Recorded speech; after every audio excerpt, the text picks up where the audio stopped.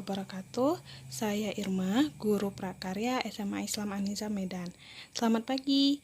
Nah, hari ini kita akan belajar prakarya kembali, di mana dengan belajar prakarya kita dapat mengenal yang namanya menjadi seorang wirausaha. Nah, untuk pembelajaran kali ini kita akan membahas tentang yang namanya laporan laba rugi. Nah, kita mulai ya. Nah, apa itu laporan laba rugi? Jadi, laporan laba rugi adalah laporan keuangan yang melaporkan kinerja keuangan perusahaan untuk periode akuntansi tertentu. Atau dapat kita artikan bahwa laporan laba rugi diartikan sebagai laporan keuangan yang termasuk dalam rangkaian suatu periode akuntansi yang di dalamnya menyajikan seluruh unsur pendapatan dan beban. Nah, biasanya laporan ini dibuat untuk menjelaskan kondisi keuangan perusahaan pada periode tertentu. Maka dari itu, sebagian besar laporan ini biasanya dikerjakan pada akhir tahun atau akhir bulan, sesuai dengan ketentuan di perusahaan tersebut. Dengan adanya laporan keuangan ini, pihak atasan bisa mengetahui kondisi finansial perusahaan yang terjadi. Sehingga, laporan tersebut bisa dijadikan sebagai dasar evaluasi untuk langkah kebijakan selanjutnya. Nah, laporan laba rugi juga sangat berfungsi bagi setiap pengusaha sebagai bentuk tingkat nilai investasi perusahaan dan penentuan profitabilitas. Dengan hadirnya laporan laba rugi ini akan memudahkan para investor dalam membaca kinerja perusahaan yang terdapat pergerakan laporan laba rugi antara selisih pendapatan maupun selisih pada beban. Nah, itu mengenai tentang pengertian dari laba rugi. Oke, kita lanjutkan. Lalu, apa tujuan dan manfaat dari laporan laba rugi? Nah, tujuan dari laporan laba rugi yang pertama sebagai bahan referensi atau evaluasi pihak manajemen perusahaan dalam menentukan berbagai langkah yang harus diambil.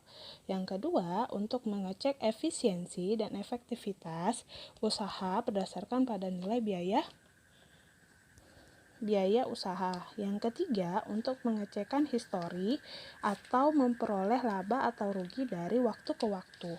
Jadi, dengan adanya laporan laba rugi gitu kan, pihak perusahaan dapat mengambil langkah yang baik. Misalnya, kalau rugi apa strategi yang dilakukan agar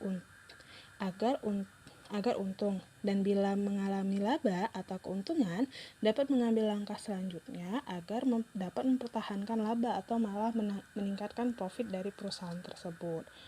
Nah, itu dia untuk tujuannya. Lalu kita lanjut ke manfaat laporan laba rugi. Nah, manfaat laporan laba rugi yang pertama adalah mengevaluasi kinerja usaha sebelumnya. Yang kedua, mengembangkan usaha. Yang ketiga, melihat resiko. Dan yang keempat, menjadi tolak ukur usaha. Yang kelima, menganalisis strategi usaha. Dan yang keenam, profit usaha. Nah, kita coba bahas satu persatu untuk manfaatnya ya. Nah, manfaat yang pertama, mengevaluasi kinerja usaha sebelumnya. Jadi, kita mengetahui apakah hasil kinerja yang kita lakukan sebelumnya itu mengalami kondisi baik atau semakin menurun. Nah, kedua, manfaatnya itu adalah mengembangkan usaha. Dengan adanya laporan laba rugi, kita akan mengetahui hasil dari keuangan kita sehingga bisa digunakan untuk mengembangkan usaha berikutnya. Nah, yang ketiga, melihat resiko. Untuk melihat apakah resiko kerugian yang akan kita alami ataukah apakah ada perkembangan demi kinerja kita berikutnya. Lalu yang keempat, menjadi tolak ukur usaha. Dengan adanya laporan laba rugi, kita akan mengetahui berapa besar finansial kita di perusahaan sehingga bisa kita kembangkan atau kita jadikan tolak ukur dalam usaha berikutnya. Nah, yang kelima, menganalisis strategi usaha. Dengan adanya laporan laba rugi tersebut, kita bisa membuat strategi usaha yang berikutnya. Lalu yang terakhir, profit usaha. Dengan profit ini adalah gambaran dari usaha yang kita kelola. Nah, itu manfaat dari laporan laba rugi. Nah, kita lanjut. Apa saja sih elemen dari laporan laba rugi? Nah, elemen laporan laba rugi itu ada 4. Yang pertama, pendapatan atau revenue. Yang kedua, beban atau expense. Dan yang ketiga itu adalah keuntungan atau profit. Dan yang keempat adalah kerugian atau loss. Nah, kita akan bahas satu persatu mengenai elemen laporan laba rugi. Nah, kita masuk elemen yang pertama, yaitu pendapatan atau revenue. Nah, pendapatan atau revenue itu adalah suatu proses pengukuran tingkatan atau proses uang masuk yang dihasilkan dari kinerja kegiatan perusahaan terkait secara langsung dengan supplier maupun pelanggan. Hasil pendapatan didapat dari jumlah total pendapatan kotor perusahaan yang sudah dikurangi dengan potongan harga ataupun yang disebut dengan diskon, atau juga dengan retur dan sebagainya. Nah, itu tentang elemen yang pertama dari laporan laba rugi tentang pendapatan atau revenue. Kita lanjut elemen yang kedua dalam laporan laba rugi, itu adalah beban atau expense. Nah, beban adalah suatu proses pengukur tingkat biaya yang dikeluarkan yang dihasilkan dari suatu kinerja perusahaan terkait secara langsung dari proses kegiatan operasional perusahaan dengan supplier, bahkan bisa menambahkan liabilitas perusahaan dikarenakan produksi barang ataupun pengiriman barang. Nah, itu mengenai beban atau expense. Jadi, beban ini yang kita anggap itu adalah pengeluaran dari segala kebutuhan dari usaha kita. Nah, elemen yang ketiga dari laporan laba rugi itu adalah keuntungan atau profit. Nah, keuntungan dalam hal ini adalah suatu hasil dari sebuah proses kinerja perusahaan dan meningkatkan modal ataupun ekuitas sehingga laba yang dihasilkan lebih besar dari beban yang terjadi karena suatu transaksi pelunasan atau uang masuk yang diakui sehingga menghasilkan suatu pendapatan atau investasi pemilik bisnis.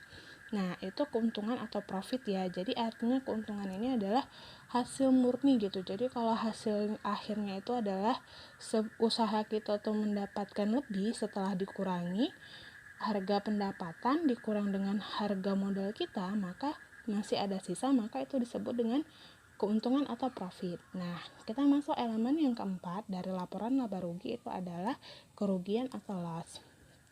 Nah, kerugian merupakan kebalikan suatu hasil dari sebuah proses kinerja perusahaan dan penurunan laba sehingga beban yang dihasilkan lebih besar karena suatu transaksi penambahan liabilitas, piutang, atau pengeluaran lainnya sehingga hasil laporan perusahaan itu menjadi rugi. Nah, kalau untuk kerugian ini biasanya setelah kita hitung gitu kan, selisih dari pendapatan kita kurangkan dengan harga modal, ternyata kita malah masih menambah gitu untuk menambahi modal, maka berarti itu artinya kita mengalami kerugian.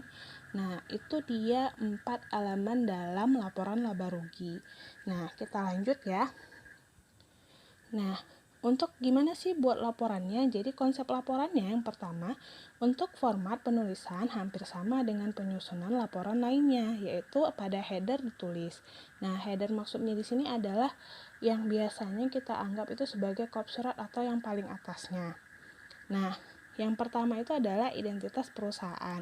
Jadi biasanya identitas itu biasanya menggunakan kop surat ya gitu. Jadi setiap perusahaan atau jika kita sudah memiliki usaha yang besar, biasanya kita memiliki yang namanya kepala surat dari usaha kita. Nah, yang kedua adalah periode berjalan.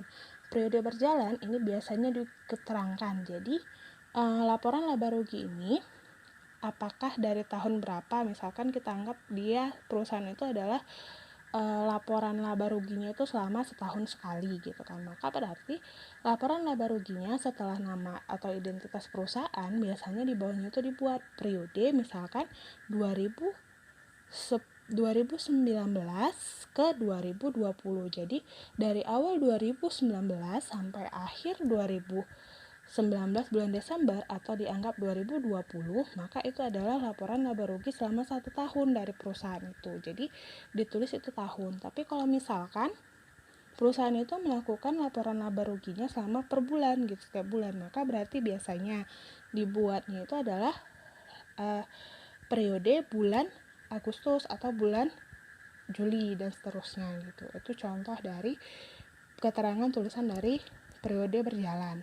Lalu yang ketiga itu adalah isinya laporan laba rugi. Jadi laporan laba ruginya itu dalam bentuk tabel biasanya.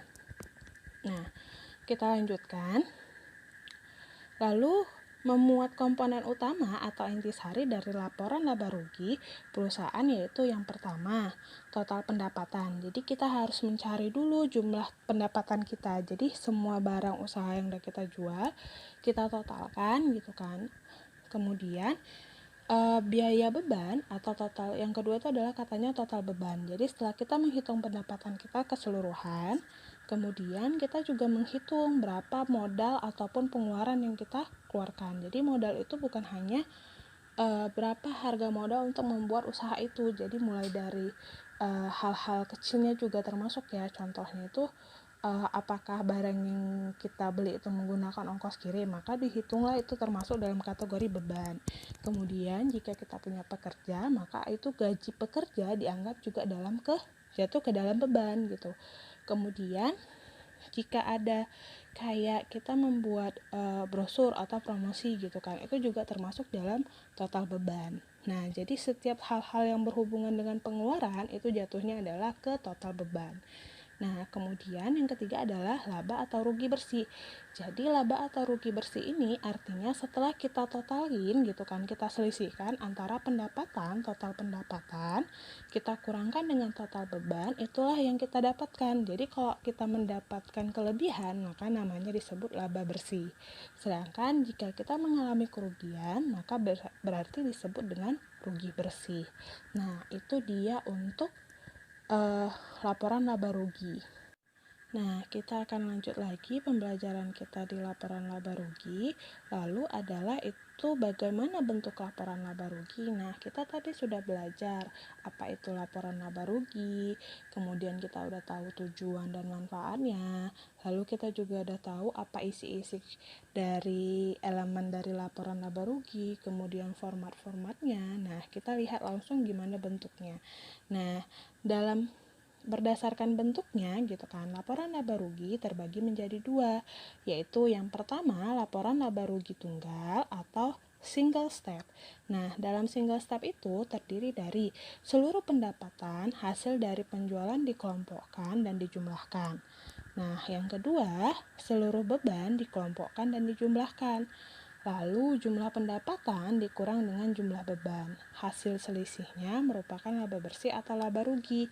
Nah, jadi dari sini dapat kita maknai seperti ini. Seluruh keuntungan maupun pendapatan akan ditempatkan di bagian awal pada laporan laba rugi. Nah, jadi kita hitung dulu pendapatannya berapa. Di step pertama kan di situ single step yang pertama adalah kita mencari seluruh pendapatan. Nah, kemudian kita juga mencari seluruh dari beban gitu atau biaya pengeluaran kita gitu kan di awal, tahap awal. Setelah itu, beban maupun kerugian serta termasuk kegiatan operasional ditempatkan pada kegiatan bawah pendapatan. Nah, itulah dia. Jadi kegiatan operasional dan yang lainnya itu dimasukkan ke dalam total beban ya.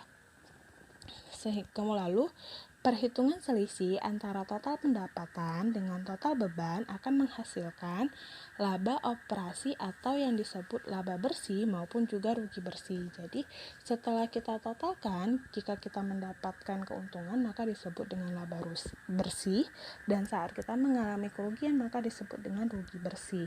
Nah, itu untuk step singlenya. Nah, kita lihat ya bentuk laporan dari laba rugi ya untuk yang single step. Jadi kalau yang single step, dia langsung kita jumlahin. Nah, di situ bisa kalian lihat. Jadi yang pertama pendapatan, yang di situ dibilang pendapatan jasa. Jadi totalnya itu adalah 675.879.000. Nah, jadi total pendapatannya kan adalah hasil penjualan jasa kan gitu. Jadi produk laporan laba rugi di sini adalah PT untuk dalam bidang jasa. Nah, kemudian pengeluarannya apa aja gitu. Nah, pengeluaran yang pertama itu adalah harga pokok penjualan. Nah, harga pokok penjualan itu di situ ada 97.422.136. Nah, Jadi harga pokok penjualannya yang pertama itu adalah 1. Jadi yang tadi kita mendapatkan keuntungan 675.879.000 kita kurangkan dengan 97.422.136, maka hasilnya adalah 578.456.864. Nah, itu untuk harga pokok penjualan gitu kan. Kemudian kita hitung lagi beban operasional, jadi mulai biaya gaji, biaya asuransi, biaya meeting, biaya listrik gitu kan, dan lain-lainnya.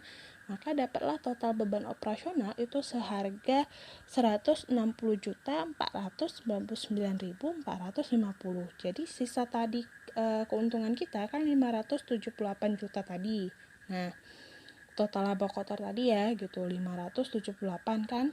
Nah, kita kurangi lagi dengan beban operasional yang sebesar 160 juta tadi. Maka kita dapatkanlah hasil dari laba bersih kita adalah 417.957.414 rupiah. Nah, itulah dari laba kita. Jadi untuk yang lainnya kan tidak ada. Jadi dalam hal laporan ini hanya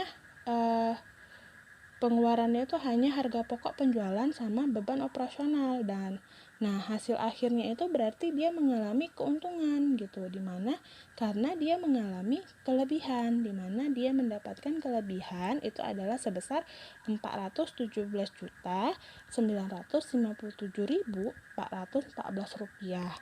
Nah, ini kan dia contoh formatnya. Tadi formatnya yang kita bahas yang pertama itu adalah disebut nama identitas perusahaan. Nah, identitas perusahaan di sini adalah PT Sukses Gemilau. Nah, yang kedua itu adalah periode berjalan. Jadi data ini dilakukan pada kapan? Nah, di sini kegiatan periodenya itu adalah untuk jangka 1 tahun. Di situ dapat dilihat ya. Jadi katanya dari tanggal 1 April 2020 sampai 30 April 2020. Nah, ini berarti bukan 1 tahun ya, 1 bulan. Nah, ini profit dari laporan laba ruginya untuk selama 1 bulan. Jadi dari awal April perhitungannya sampai akhir bulan April itu. Nah, ini contoh dari laporan laba rugi untuk yang tunggal atau sering kita sebut dengan single step. Nah, kita lanjut ke yang laporan laba rugi, bentuk laporan laba rugi yang kedua, yaitu adalah laporan laba rugi berganda atau multiple step. Nah, dalam multiple step ini yang pertama itu adalah pendapatan dan beban usaha disajikan pada bagian pertama. Setelahnya adalah perjanjian pendapatan dan beban di luar usaha. Yang kedua, beban dibedakan menjadi beban usaha dan beban di luar usaha. Yang ketiga, pada akun pendapatan di belakang atas pendapatan usaha, dalam dan di luar usaha. Nah, jadi untuk yang laporan laba rugi berganda atau multiple step ini, jadi laporan ini adalah laporan yang membedakan pada penempatan posisi transaksi operasi maupun non-operasi, yang harus membedakan biaya operasi dengan biaya non-operasi, serta pendapatan operasi dengan pendapatan non-operasi. Pada pendapatan tertentu, laba bersih akan menunjukkan aktivitas operasional dikurangi dengan aktivitas non-operasional. Jadi untuk multiple step ini dapat kita artikan dia gini. Jadi kalau dia single step tadi, semua langsung dijumlahi aja. Jadi pendapatan langsung bisa kalian jumlahkan, kemudian beban juga bisa langsung kalian jumlahkan, baru tinggal kalian kurang. Sedangkan kalau dalam multiple step ini, kalian harus membedakan di mana untuk yang dalam bentuk operasional dan di mana biaya ataupun pendapatan dari luar operasional. Nah, untuk bentuknya bisa kita lihat ya di sini. Nah, perbedaannya bisa kalian lihat ya di sini nampak. Nah, oke. Jadi tetap sama ya. Yang pertama kan ingat, dalam format atau header untuk pembuatan laporan laba rugi itu yang pertama adalah identitas perusahaan. Nah, di sini masih sama ya. Yang kita gunakan adalah PT Sukses Gemilau. Nah, itu adalah identitas perusahaan. Yang kedua itu adalah periode berjalannya. Nah, periode berjalannya juga masih sama dari 1 April sampai dengan 30 April 2020. Lalu yang ketiga itu adalah poinnya laporan laba ruginya. Nah, jadi bentuk laporan laba ruginya di sini antara single step dengan multiple step. Jadi dapat kalian lihat perbedaannya di sini. Nah, di sini pendapatan dari penjualan. Nah, pendapatan dari penjualan itu berarti adalah beban. Iya, nah itu adalah beban itu adalah pendapatan dari operasional. Nah, pendapatan operasional itu adalah penjualan. Oke. Kemudian yang termasuk pendapatan di luar operasional yang mana? Nah, pendapatan di luar operasional itu adalah yang di retur dan potongan penjualan. Kemudian diskon penjualan. Nah, jadi yang masuk kategori pendapatan operasional itu adalah yang penjualan 678.379.000 rupiah.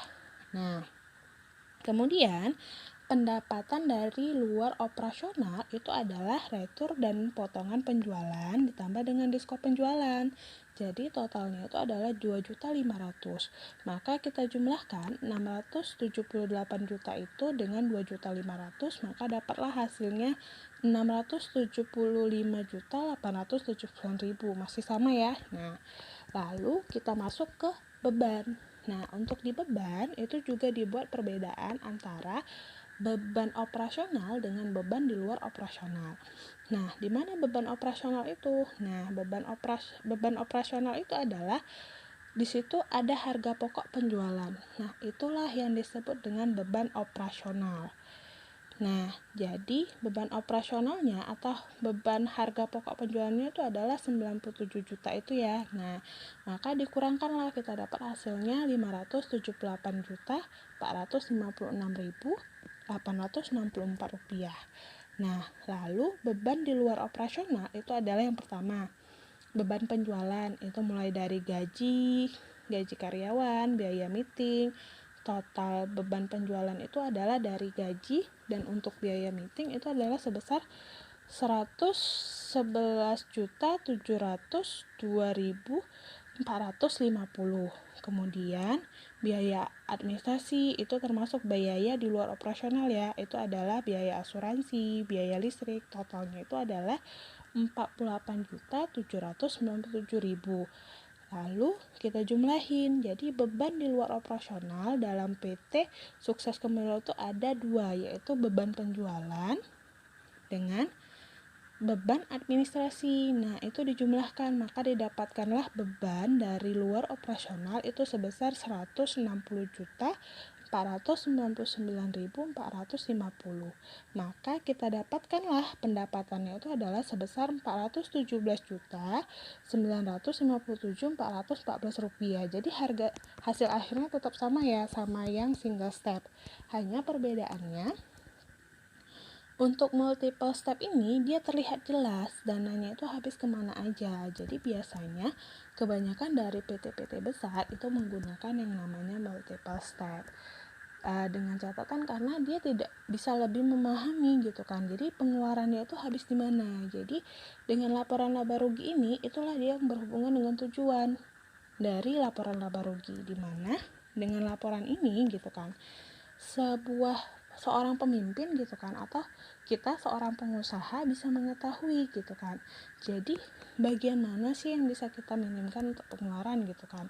Jadi bisa mulai dari biaya asuransi ataupun biaya listrik dan yang lainnya. Jadi kita bisa melihat bagian mana yang bisa kita kurangin untuk dari kerugian sehingga pendapatan yang kita dapatkan setiap bulannya atau per tahunnya juga semakin meningkat. Nah, itu dia contoh dari laporan laba rugi. Jadi kita udah belajar tentang laporan laba rugi ya, mulai dari apa itu laporan laba rugi, kemudian kita sudah bahas juga tujuan dan manfaatnya, kemudian elemennya dan sampai bentuk-bentuknya. Nah, mungkin pembelajaran kali ini kita sudahi tentang laporan laba rugi. Nah, mungkin dengan laporan laba rugi ini bisa lebih memahamkan kalian tentang bagaimana cara menghitung keuntungan dari sebuah usaha. Nah, sekian pembelajaran prakarya kita kali ini. Kita akan lanjut pembelajaran prakarya minggu depan dengan pembelajaran usaha berikutnya. Nah, tetap semangat ya gitu kan dalam belajar prakarya, karena prakarya adalah modal dasar kita untuk menjadi pengusaha. Nah, sekian dari saya. Saya akhiri. SMA Islam Anizam, unggul, cerdas, Islam. Assalamualaikum warahmatullahi wabarakatuh.